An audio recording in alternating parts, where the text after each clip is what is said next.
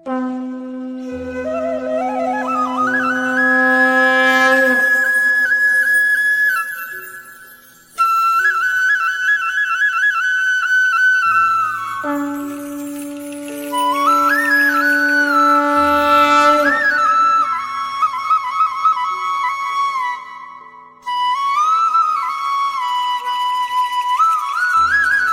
sel na. Pura নাই এনেকুৱা theatre আৰম্ভ হ'লে অলপ মানুহ হ'ব।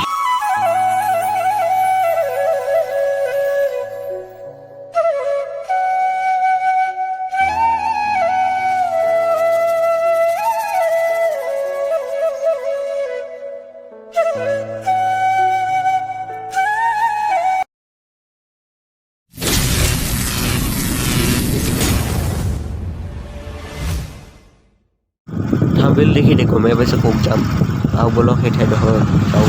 আপোনালোক বিচাৰি ভালে আছে যদি ঈশ্বৰ ভালে আছে কুশলে আছে তেনে চেনেলক ছাবস্ক্ৰাইব কৰক আৰু বলক যাত্ৰাটো যাওঁ। ধুনীয়া ধাননিৰ মাজেৰে গৈ আছোঁ বৰ্তমান। চাওক গাইজ ধানবোৰ পকিব আৰম্ভ কৰিছে। কৃষকৰ মূৰৰ ঘাম মাটিত পেলাই ৰোৱা এইবোৰ ধান। এই ধান গৈ মানুহৰ ভঁৰাল সকলোৰে ভাল হওক, সকলোৰে আপোনাৰ গাইজ ধুনীয়াকৈ পকিছে, হালিছে জালিছে ধানবোৰ। চাওক গাইজ চাওক চাওক আকৌ এটা নতুন লোকেশ্যনলৈ গৈ আছোঁ। মাস্কখন মাৰি লৈছোঁ কাৰণ ৰাস্তাটোত বহুত ধূলা আছে, যাৰ কাৰণে চৰ্দি অনুভৱ হৈ আছে। চৰ্দি হ'ব, এলাৰ্জি হয়, সেইকাৰণে মাস্কখন মাৰিছোঁ। কৰোণা গ'ল বুলি নাভাবিব, কৰোণা আৰু আহিব পাৰে, তথাপি কৰোণা নাহক, মাস্কখন মৰাটো দৰকাৰ। মাস্কখন মাৰি আৰু এটা নতুন লোকেশ্যনত গৈ আছোঁ। আপোনালোকে সহযোগ কৰক, আপোনালোক বহুত ভাল হয়, আপোনালোকৰ মন আপোনাৰ সকলো ভাল হয়। যদি আপোনালোকৰ সকলো ভাল তেনেহ'লে ময়ো ভালে থাকিম, আপোনালোক ভালে লওক। দয়া কৰি মোৰ চেনেলটো ছাবস্ক্ৰাইব কৰক, ভিডিঅ'বোৰক লাইক কৰক। Thank you, love you. আগলৈ বলক কৰক। আজি ৰাস চাব আহিছোঁ, আপোনালোকক ৰাস দেখুৱাম। বহুতো ইউটিউবাৰে ৰাস দেখুৱাই আছে, মই এটা বেলেগ বস্তু দেখাম, বলক ভিডিঅ'টো চাই থাকক। যিটো বৰ্তমানলৈ কোনো ইউটিউবাৰে দেখুওৱা নাই, সেই বস্তুটো নেদেখুৱাকৈ ৰাজ সম্ভৱ, ৰাজ চাব নোৱাৰি। দেখুৱাই আছোঁ কি বস্তু, চাই থাকক ভিডিঅ'টো। পূৰা গাড়ী চলাই গৈ আছোঁ, কিছু দূৰ গৈয়ে পাম এই বিশেষ ঠাইডোখৰ।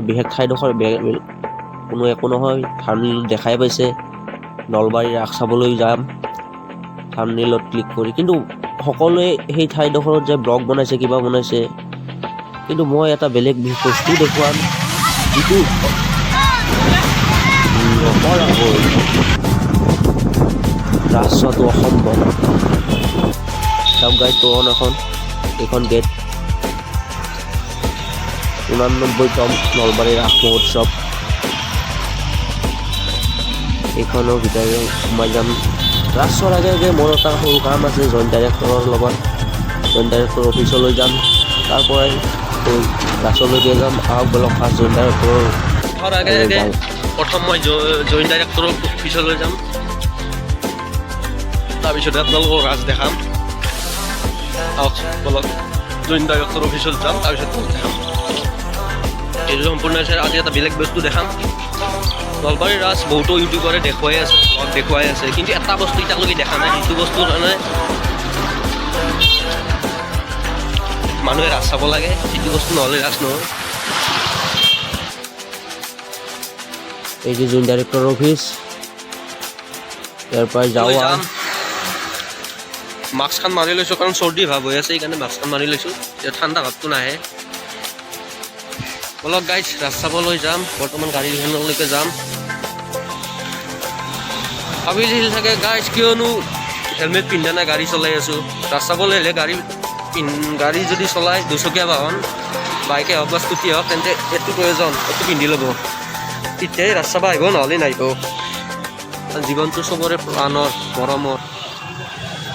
এইটোৱে হ'ল হৰি মন্দিৰ। প্ৰত্যেক ব্লগত দেখাৰ দৰে মোৰ ব্লগতো দেখা পাইছে হৰি মন্দিৰ। প্ৰত্যেক ব্লগে দেখুৱাইছে, প্ৰত্যেক ভিডিঅ' ইউটিউবাৰে দেখুৱাইছে।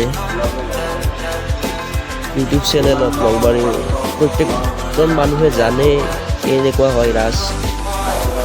যিবোৰ বাহিৰৰ হয়, নলবাৰীলৈ আহক আৰু ৰাস চাওক। সেই বিশেষ বস্তুটো যিটো দেখুৱাম আপোনালোকক, সেই বস্তুটো চাব।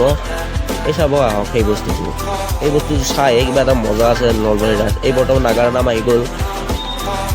ইয়াত নামৰ প্ৰতিযোগিতা চলি আছে, অৰ্থাৎ নাগাৰ নামৰ প্ৰতিযোগিতা চলি আছে বৰ্তমান।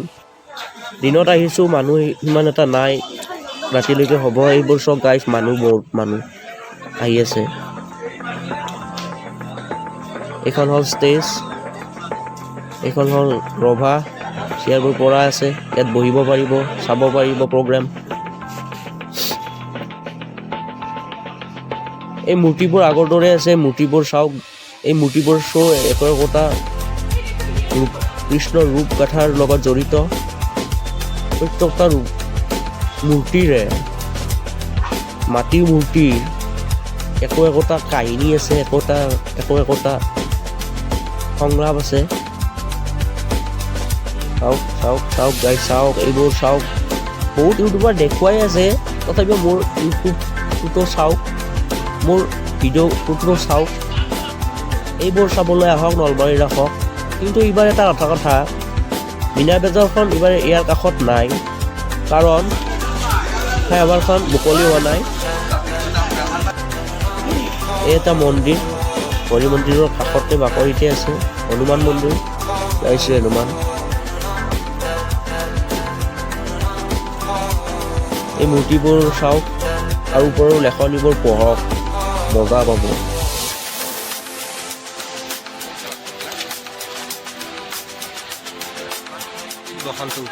এই একোটা কাহিনী, একোটা চৰিত্ৰ দেখুৱাই আছে এইবোৰ মূৰ্তিবোৰ চাওক, ভালদৰে চাব।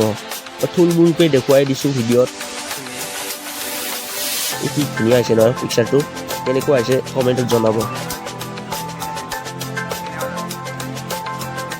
এনেকুৱা হ'ব মৰিল শেষ নাই, সমুদ্ৰ মন্থন, গাখীৰৰ কি বুলি কয় অমৃত।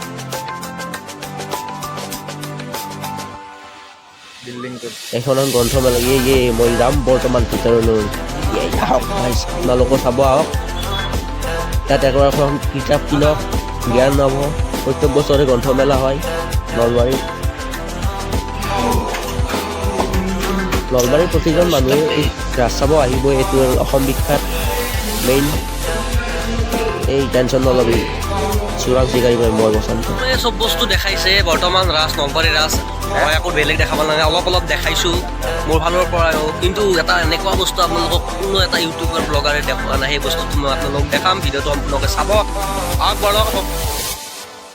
বলক বৰ্তমান আৰু কিছুমান ক্লিপ দেখুৱাই আছোঁ, যিবোৰ ইউটিউবাৰে আগতে দেখাই থৈছে। তাৰপিছতে দেখুৱাম সেই বিশেষ বস্তুটো, তেতিয়াই নলবাৰী ৰাস চোৱান লাগে।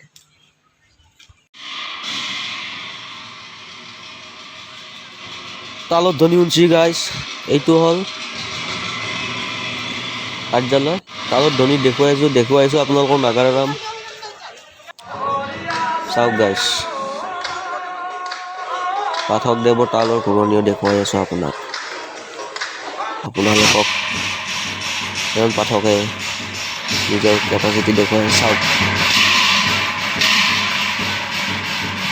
এই মজা। মন্দিৰটো তলৰ পৰা কেনে দেখি চাওকচোন গাইজ। এই বস্তুটো হঠাৎ গুচি যাব, দেখুৱাম, টিপ লগাব, সম্পূৰ্ণ ভিডিঅ'টো চাওক। মন্দিৰটো তলৰ পৰা দেখুৱাই দিছোঁ, চাওক গাইজ কেনেকুৱা দেখি। চাওক গাইজ কেনেকুৱা দেখি, ধুনীয়াই দেখি। চাওক মইনা এজন চেল্ফি উঠি আছে, হাই দিছে কেমেৰা দেখি। হলৌ উঠিল টকৰ গাছত, বৰ্তমান এটা হনুমানৰ উঠি আছে। টকৰ গাছত নহয়, নাৰিকলৰ গাছত দেখাই আছোঁ কেনেকৈ বেলেগ আকৰ্ষণ বনাইছে। এইটো বস্তু চাব লগা।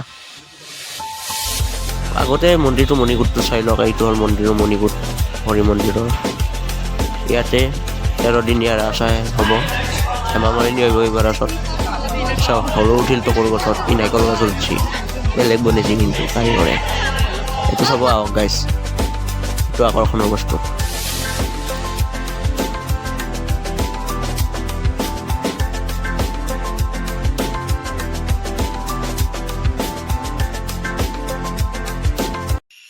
এইখনৰ ফ্লাইঅভাৰ বৰ্তমান কাম চলি আছে, শেষ হোৱা নাই। এইবোৰ এইবাৰ বাণিজ্যিক মেলাবোৰ ইয়াতে হ'ব বেছিভাগ, কাৰণ ব্ৰিজখন হোৱা নাই, তাৰে ঠাইবোৰ কমি আছে। হৰি মন্দিৰে এলেকাৰে ঠাই, হৰি মন্দিৰৰে ঠাই হয় এইবোৰ। মীনা বজাৰখনো ইয়াতে আছে। গাইছ কি মজা, চব কি বনাইছে।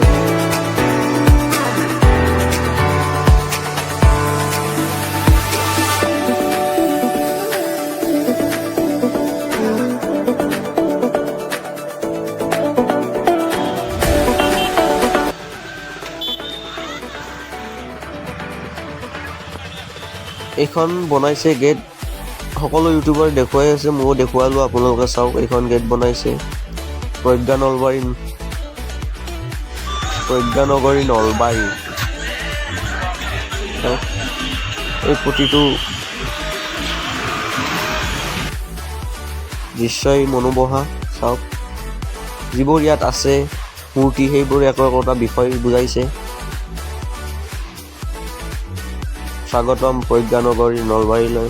প্ৰজ্ঞা কাৰ নাম জানে? মোৰ মাৰ নাম। মাৰ নামেৰে নলবাৰীলৈ। বিশেষ বস্তু দেখাব গ'লে আপোনালোকক কৈ আছিলোঁ, সেই বস্তুটো চাব নেকি? কি বস্তু? সেই বস্তুটো নাথাক লগি নলবাৰী, সেই বস্তুটো নাহক লগি নলবাৰীৰ ৰাজ চহান নালাগে। আৰু সেইখন দোকানৰ পৰাই কিনো চাওঁ আৰু সেই বিশেষ দৃশ্য, বিশেষ বস্তুটো হৈছে এখন পাণ শ্বপ। সেই পাণ শ্বপখনত পাণ নাখাকে যদি আপুনি ৰাজ চাব আহিছে, কাম নাই, ৰাজ চাই লাভ নাই। এই পাণ শ্বপখনত আপুনি পাণ খাওক। এই পাণ শ্বপখনৰ নাম প্ৰমোদ পাণ শ্বপ। ইয়াত পাণ খাই আপোনাৰ ৰাজ চক বিন্দাছ। বস্তুৰ মালিক দল এইটো। সেই বিশেষ বস্তুটো নাহকে আমি নলবাৰীৰ ৰাজ চাব নোৱাৰোঁ। আৰু নলবাৰীৰ ৰাজ চাব যদি আহিছে, এই বস্তুটো খাওক আৰু নলবাৰীৰ ৰাজ পুৰা এনজয় কৰক। কি গম পায়? পাণ এটা লওক। এই দাদাৰ পাণ নলবাৰী বিখ্যাত। ক'ত আছে গম পায়? এই জৈন মন্দিৰৰ ওচৰতে। দোকানখনৰ নাম দিয়া আছে, ভিডিঅ'টো দিয়া আছে, প্ৰমোদ পাণ শ্বপ। 30 টকাটো দিয়া নাই বুলি কৈছিল, মনত নাই না মোৰ। এনেকুৱা পাণ খাওক। পুৰা চেল না? পুৰা নাই ৰ'বা, থিয়েটাৰ আৰম্ভ হ'লে অলপ মানুহ হ'ব। এইকেইদিন মানুহ কম আছে। নাই, ডেইলি কিমান চেল হয় আপোনাৰ? এই চেলটো এতিয়া মানুহৰ চেলটো অলপ কম আছে, চিকিউৰিটিৰ চেলটো অলপ বাঢ়িছে এই লকডাউনৰ কাৰণে। গাইজ, নলবাৰীৰ ৰাজ চাব আহিছে যদি দাদাৰ পাণ শ্বপত আহিব, প্ৰমোদ পাণ শ্বপ। এই পাণ খাই আপুনি নলবাৰীৰ ৰাজ চাব পাৰিব ভালকৈ, পুৰা